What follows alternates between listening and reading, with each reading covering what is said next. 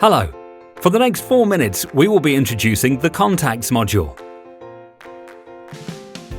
If you have selected this, you'll automatically be taken to the module's dashboard, where you can configure tiles with information as well as various actions in the module. Under Administration, you will find a list of all contacts that have been entered. You can filter these by customers, creditors, i.e. suppliers, and assigned groups. Click New to open the entry mask for contacts.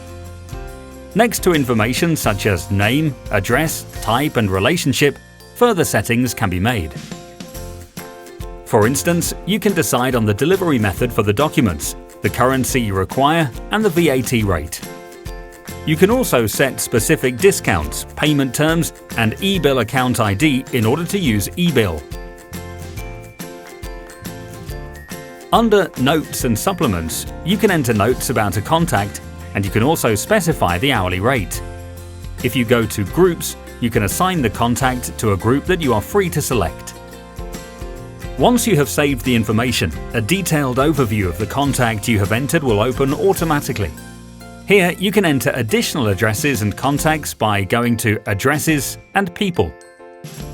Under Reminders, you can set up reminder emails to your own email address, for instance, to remind you of a meeting with a contact.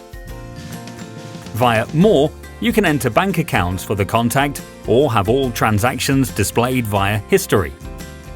An individual dashboard for each contact is available there too. Using New Document, you can also directly create numerous documents for the contact. Under Administration, you can also assign several contacts to a group by selecting them and then choosing the group you want using the drop-down menu, Selected, Edit Group. In the tab Groups, you can see an overview of user groups. Existing groups can be renamed or deleted, and new groups can be added. Via Correspondence, you can create letters and send them directly to contacts by post or email. Under Reminders, you will find an overview of reminders you have entered.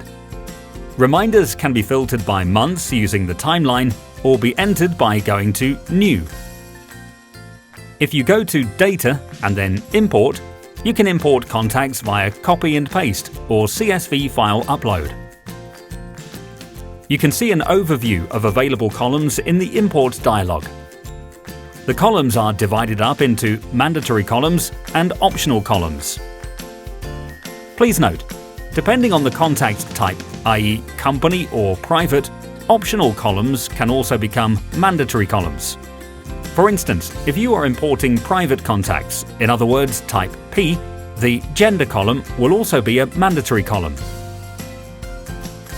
If you are importing company contacts, i.e. type C, the optional column Person Gender will also be mandatory for the contact when completing these records.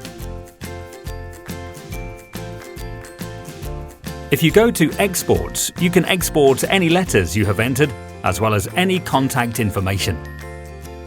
Thank you for your attention, and we wish you every success with the Contacts module.